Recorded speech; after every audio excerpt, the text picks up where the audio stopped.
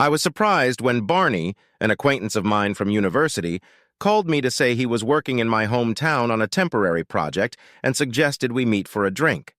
I was taken aback when he casually informed me that he'd been having my wife for the past 2 weeks.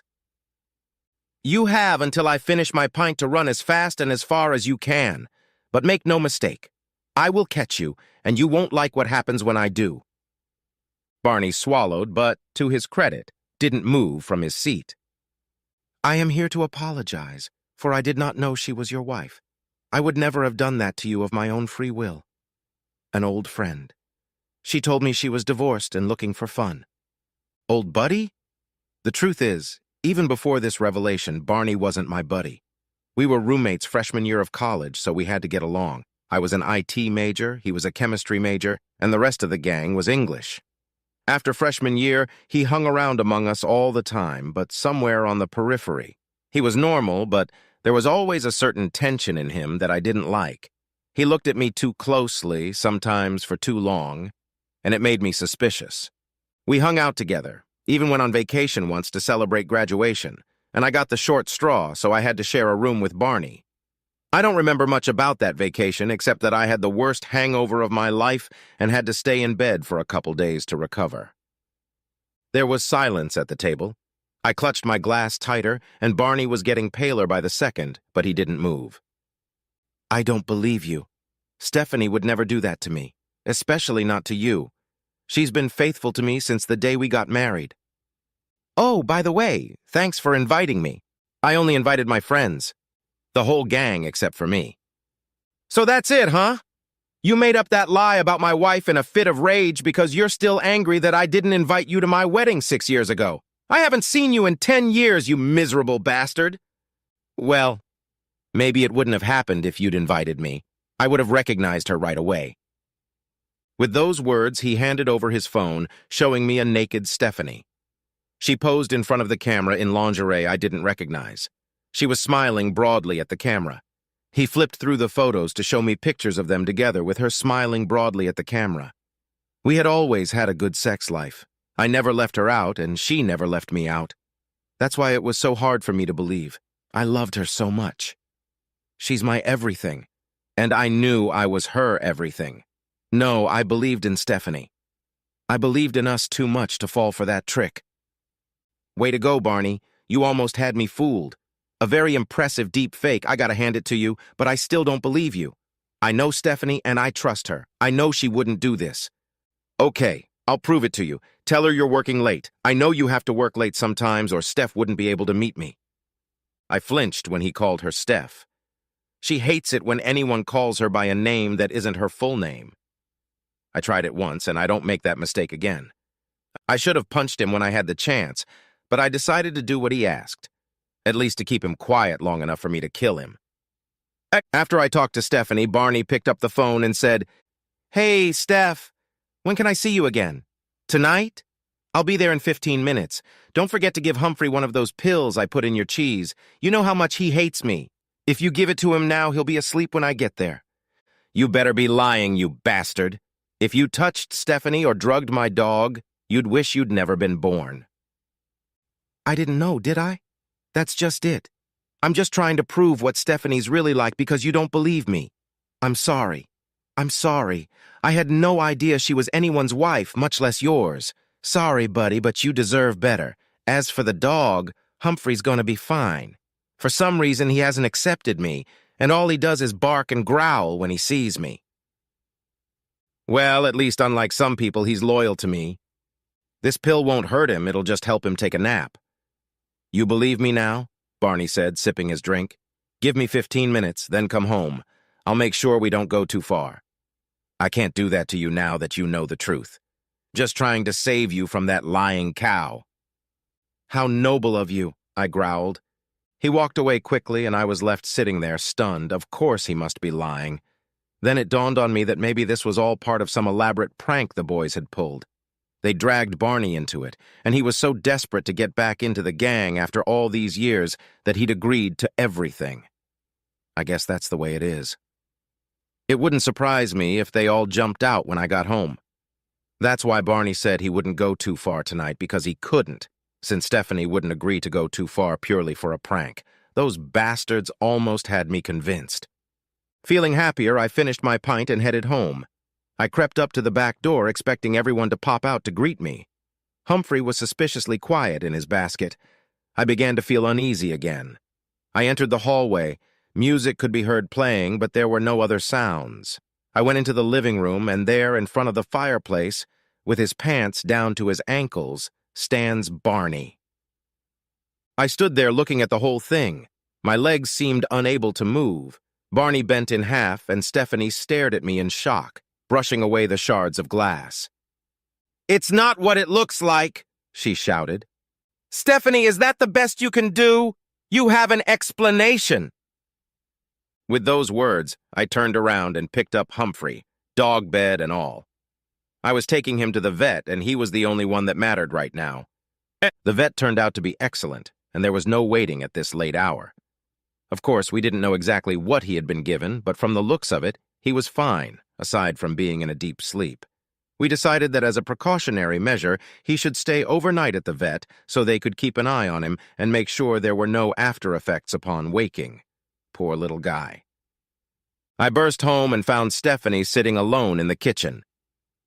"Your boyfriend left, didn't he? I wish he'd taken you with him because I don't need you anymore. Now get out of my sight." "Where's Humphrey?" She swallowed. "Thanks to you, I had to leave him at the vet's. They're keeping him there for observation. If he gets hurt in any way, you'll love my reaction. It'll be a lot worse than a divorce, believe me." "Divorce? I don't want a divorce. We can get over it. It was just a mistake. We can get over it." "No, we really can't. I don't give second chances, not even to you." With those words, I packed my suitcase. "Where are you going?" Stephanie screamed. "You didn't even let me explain." "What kind of explanations can there be, Stephanie? Should I call you Steph like all your boyfriends?" "I don't have boyfriends. He's not my boyfriend. If you'd just let me explain, you'd owe me." "I don't owe you anything. I'm going to sleep at the hotel. You better be at your mom's when I get home from work tomorrow, unless you're planning on moving in with Barney." I slammed the door so hard it rattled the frame. Just as I headed for my car, Barney showed up. "Where are you going?" "I'm staying at a hotel until that bitch moves out. You can have her if you want. I don't need her." "I don't need her. That's not the point. I just wanted you to believe me about what she is. Don't go to the hotel. Come and stay with me. This is all my fault. Let me make it up to you. I was just trying to protect my friend." "Friend?" I laughed. "That's funny. Well, she was very persistent, and that was the best way to prove it to you. Nothing else would have worked." "Well, I'm glad it worked for you. I know what will help me at this point." I put the suitcase in the back seat of the car and hit him with all my might. I hadn't hit anyone in a long time and had forgotten how much it hurt, but the pain was worth it. He went down after one punch. He's lucky I didn't run him over, you filthy bastard. "That's for Humphrey. Wait till you see what happens to you for ruining my marriage and my life." I left it in the driveway. As I drove out of the garage, I saw Stephanie in the rearview mirror. I expected her to rush over to Barney, but she pulled back the curtains. I talked to the vet first thing that morning, and they let me pick up the dog at lunchtime with no repercussions. I took him to work, and he settled under my desk. Sometimes being the boss is good, but sometimes you have to work through the night. Is that why Stephanie gave in to Barney? Was I neglecting her?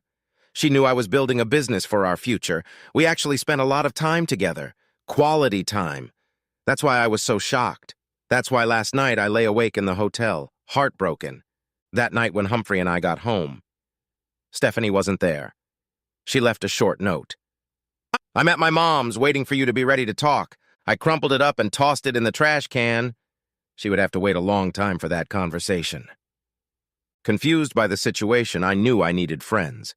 I called Oliver and told him what had happened. He promised to spread the word further. I think he was almost as shocked as I was. Bloody Barney? What was she thinking? Later, after I'd had a few shots of whiskey, the rest of our gang started calling or texting. I had an interesting conversation with Callum.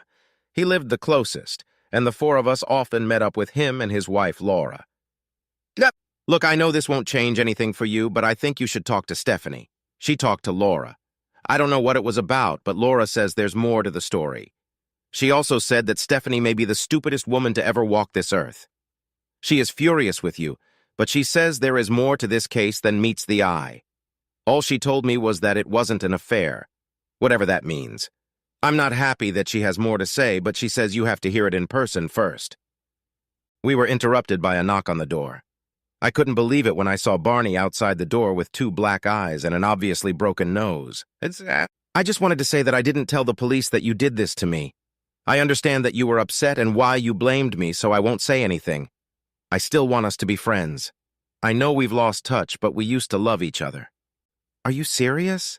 I could never be friends with you after what you did. You make me sick. I could never get the sight of you two out of my head. Now do something before I find another part of your body to break. He flinched and stepped back, but he didn't leave. I'll give you time, but I want you to know that I'm there for you when you calm down. I will always be your friend. I'll always take care of you. As I closed the door, I was seriously starting to think he had some kind of mental problem. A week passed and I hadn't heard from Stephanie, so I went to my lawyer to see what the divorce would look like. It wasn't a great offer, but I could afford it. Fortunately, my business would not be affected, as it would remain solely mine due to the way it was set up. However, Stephanie will receive most of the profits as alimony, unless I can prove that she earns more than me. I will not be doing any additional work from now on. What's the point of that? Friday night, I got a call from my mother-in-law, Maureen. I always got along with her and called her mom, especially since my own parents have been dead for a long time. They're not dead, but they might as well be. They live in Spain and are too busy with their social life to think of their only son. I've always had a special affection for her. Hello, my love. I've been worried about you. Stephanie said I shouldn't touch you, but I can't stop worrying about you. Are you eating? You don't drink too much, do you? Do you need me to come in? I can make you lasagna. I know you've always loved it. The simple kindness, love, and care she had inadvertently shown me was too much, and I just burst into tears. Oh, my poor darling, I'm on my way. When she arrived, she had just entered the house with the spare key. I never had time to change the locks. Soon I was in her arms and let her rock me and soothe me like I was a little kid who fell off his bike and scraped his knee. My stupid girl did that to you. I always loved you like family, and I could have punched her. I really could have. How could she be so cruel? I asked. I thought she loved me as much as I loved her. Thought we'd have kids soon. I know we are, honey, and she really does love you very much. If she didn't, she wouldn't have spent all week in my arms crying. As for being cruel, she's not really cruel. Yes, she was stupid, but she wasn't cruel. How can you say that? That's sort of what Laura said to Callum. Because she only told the truth to Laura and me, what happened and why she did it, that's why. I'm not defending her and she knows it. She's a bloody fool, but I know she loves you and only you. It would be better if you talked to her, and as soon as possible. She must tell you everything herself. With these words, she heated up the lasagna and made me drink a lot of water. No more drinking until everything was settled. It'll be a long time before the divorce is finalized, I muttered. Let's not rush into it. It might not come to that, Maureen said quietly. But if it does, you won't divorce me. I'll still be there for you. I'll still be your second mom. Then I'll tell Stephanie that you'll be ready to talk to her at 10 in the morning. She left quickly before I could object. I slept better than I had the last few days, but I still got up very early, pacing around the house until the confrontation I so dreaded, but knew had to happen. When I saw Stephanie, my heart caught in my throat. She looked even worse than I did. Her hair was unkempt and her face was lifeless, even though she'd obviously made an effort with makeup. I'm sorry, I'm so sorry. Please, just let me talk to you. I'll tell you what happened and then I'll leave. You don't even have to say anything. I don't expect anything, but you need to know the truth. I nodded. At this point, I had nothing to say. The word was definitely hers. I met Barney about a month ago when he came into the car dealership. He started chatting me up and then he noticed my last name, asked if I was your wife, and I said I was. He was very upset, telling me how close he was to your gang and how you just blew him off. He never understood why, said how much he missed all of you, but especially you, talked about you in such glowing terms. I felt sorry for him. Obviously, you were much more important to him than he was to you.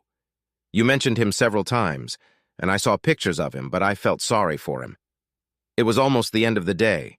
You had already informed me that you would be working late. So when he suggested a quick drink, what was wrong with that? I'll just have a drink before coming home with your old friend. I even thought he might tell me some of your old secrets that I could tease you with. Anyway, he turned out to be a good conversationalist, but a little weird. He stares a lot, doesn't he? I didn't like that, but he was nice enough.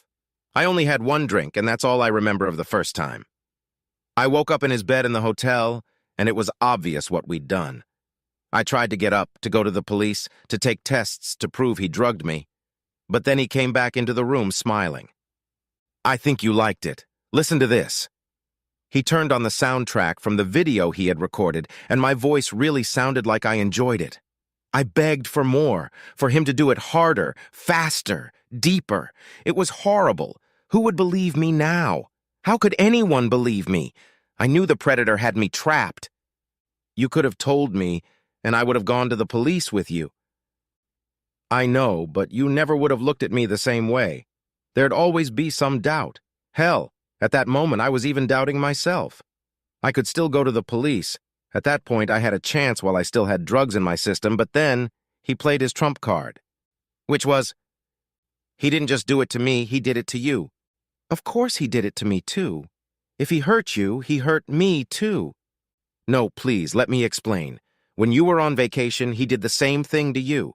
Drugged you, slept with you, videotaped you, and took pictures of you. He showed them to me.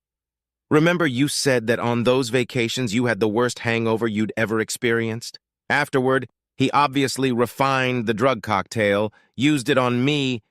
You didn't look like you were enjoying it. You looked like a zombie, but you were definitely participating. At this point, I ran to the sink and faced my breakfast again. I didn't push it away when she stroked my back. And you saw that? Yes. And I knew you didn't know about it. I didn't want you to know about him, about us. So he really did have us both, didn't he? When he said you'd never even know if I met him a few more times while he was here, it seemed like a small price to pay for your peace of mind.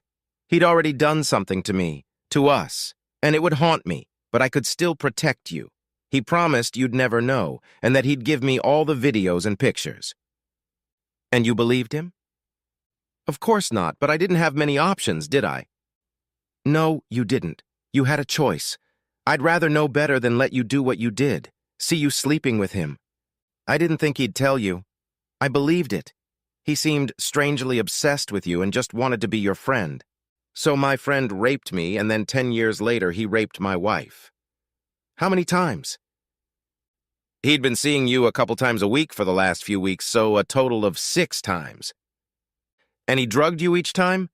No, just the first one. Somehow that seems worse. You remember all the other times with him? Yeah, it felt like it was happening to someone else. It was like an out-of-body experience. And always here in our house? After the first time, yes, but never in our bed. I wouldn't do it with you. He did it in the living room on the rug. What about Humphrey? Well, the first time he jumped him, so after that he started giving him sleeping pills. Promised it wouldn't hurt him. And it didn't, did it? No, it didn't. But you seem to trust your abuser's word too much, and you don't trust your husband at all. You've had a shock. A terrible shock, but hopefully in time we can get over that. You see, I did it for us. For you. I'll go back to my mom. I'm not the favorite person in her life right now. I'll be there for you whenever you want to talk. Just remember how much I love you. Don't let him win. He did it to end us, didn't he? Why else would he tell you? I don't know what his plans are, but don't let them happen. Please. She kissed me on the cheek and gave Humphrey a little peck on the way out. She took a piece of my heart with her. I loved her, but I didn't know if I could survive it. She didn't share a piece of the puzzle with me, and that's what I didn't share with her. That afternoon, the whole gang got together. Callum, Oliver, James, and Harry. Some had come from the other side of the country, but had dropped everything to be there for me, like true friends do. Over a few beers, I told them what Stephanie had told me. They were just as horrified by it all as I was. especially what had happened on our shared vacation. "It's weird," Callum said. "He never really fit in with us. We ended up together in that apartment. We were never unkind to him. We tried our best, but he never really fit in." "I know what Stephanie meant, though. He was never interested in fitting in with us. In fact, he was only interested in becoming your friend." I shuddered, realizing what he wanted from me. "But what did he hope to gain by separating me and Stephanie?" "Who knows?" Oliver said. "But I can't help but think that this is more about you than Stephanie." "What, just because we lost touch?" "No," said Oliver. "I think it's more than that. Remember how he wanted to be the good guy in all of this? Didn't want you to be alone? Wanted to be there for you?" "So," Harry said, "he breaks up your marriage, acts as a supportive friend, and then what? You discover your homosexuality, fall in love, and you ride off into the sunset together. Who knows what that sick little bastard was playing at? Whatever he's up to, it's not going to end well for him," James growled. "I'm sorry," Oliver said. "There's already a gay in this particular fraternity. Me, thanks. We don't need anyone else." "Oliver, I think we need your Connor to handle this. Will he be able to make it?" Callum said. "He's already here, mate. He's waiting at the hotel. I didn't want to interfere." "Well, so call him. He's as much a part of us as you've been since he married you," I said. "He'll be thrilled to hear about it. You're out of ideas, and I think we need his help." As soon as Connor arrived, we devised a plan. I knew what to do with Barney, and I also decided what I was going to do with Stephanie. That night, we invited Barney to come over. I think he figured he would see me alone. His face looked a little better, but he was surprised to see the rest of the gang. "The whole old gang here again, together like old times. I was hoping it would just be you and me here," he said, looking at me intently. "I think we have a lot to talk about, don't you? Whatever we need to discuss, we can all do it together, friends, can't we?" I offered him a drink, and he drank it all in one go. He was clearly intimidated by the sight of so many people watching him. "So," I began, "Stephanie told me her side of the story. You might want to tell yours." "I already told you that she hooked me up by telling me she was divorced and asked if I wanted to have some fun. As soon as I realized you were her husband, I came to you to tell you the truth. You know I would never hurt you. You mean too much to me. You always have." "Enough to drug me and rape me?" "I don't know what you mean." "I think you do." "On that vacation when I was hungover, it wasn't the booze, was it? It was the effects of the drugs you gave me." "It was a long time ago, and I admit we were intimate on that holiday. You asked me not to tell the others, but you know what happened, and you loved it. You loved me then." "Loved you?" "I could barely stand you. Now I hate you, with all my heart, believe me." "Did you?" "I didn't even know it was happening." "You're just upset. I know you don't think so. I knew you were a little out of it, so I needed to loosen you up a little. I knew that if I could relax you, you would be able to show your true feelings and enjoy yourself. And that's exactly what happened. The night I found myself in your arms was the happiest night of my life. I've experienced it many times. I know you have too." I just sat there in stunned silence. Barney's suffering from some kind of deep psychosis. He had some kind of love affair with me that I didn't even know about. "So what was the plan, Barney, old boy?" Callum asked, speaking slowly, trying to hide his horror. "I needed him to break it off with Stephanie. It was all her fault. She got in my way. She took him away from me. Don't you understand?" "I think I do," Harry said. "And then you could be the hero for exposing her as a whore." "You expected me to forgive you, but not her?" "Well, I knew that you actually loved me, not her. Knew my involvement in this was risky. Knew it would hurt you. Knew you'd be jealous when you saw me with her, but once you realized it freed you up to be with me, you'd realize it was all worth it." "He's just out of his mind," Oliver muttered.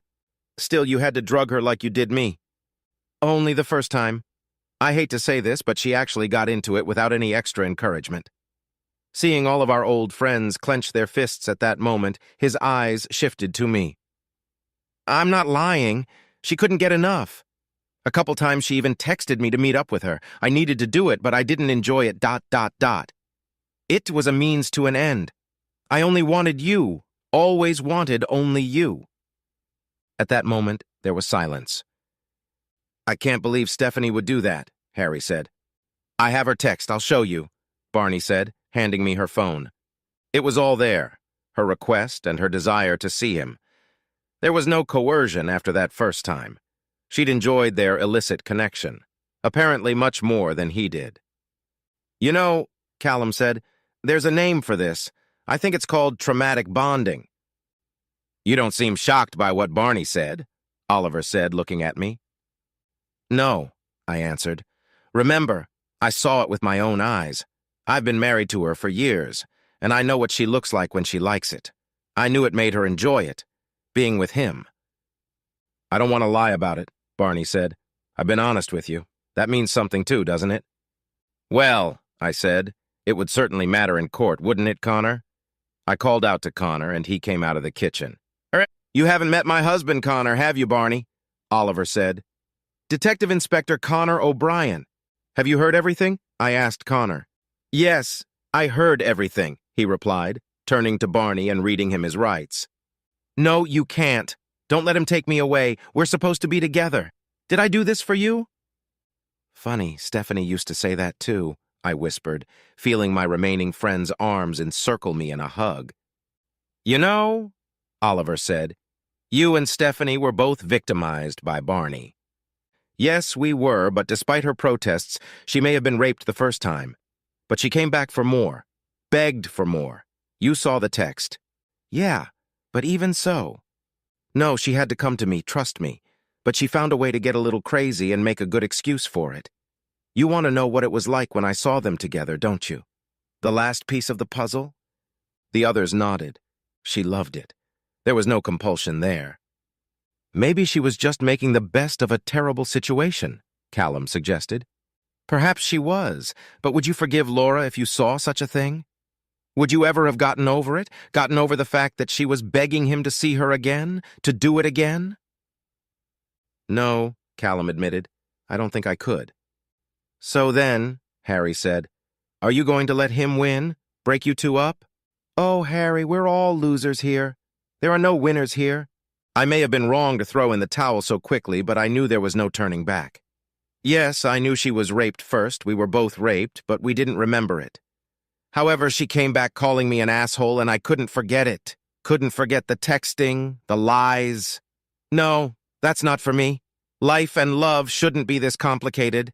Not in my life, anyway. The only way out for me was divorce. Barney was arrested, and they found a rape kit on him. They found videos and pictures. I was uncomfortable with the idea that someone could see me being raped, but there were professionals there. I didn't want to see it myself. I was only told it had happened. I didn't remember anything about it and was eternally grateful for it. In my mind, it never happened, and I think it's for the best. Barney was deemed too mentally ill to stand trial. He is a safe haven, and I doubt he will ever recover enough to get out. He is in a hell of his own making. His obsession with me continues. I'm told he cries for me every night. Maureen says Stephanie cries for me too, crying for what she's lost. To her mother, she admitted that she began to enjoy illicit affairs with Barney. She didn't like him, but she liked playing whore with him. This is the part of her personality she never dared explore with me. She didn't know she wanted it, found submitting to Barney a turn-on even if she didn't find him attractive. The fact that she talked herself into thinking it was okay because she was doing it for me still makes me nauseous. Maybe that's the way it's always been. She spent time with a therapist to work it out, but still clung to the idea that we would get back together. Since the divorce, I've been living a quiet life. Humphrey and I are doing well, and one day I will find love again. It will happen, and I need to do it for me.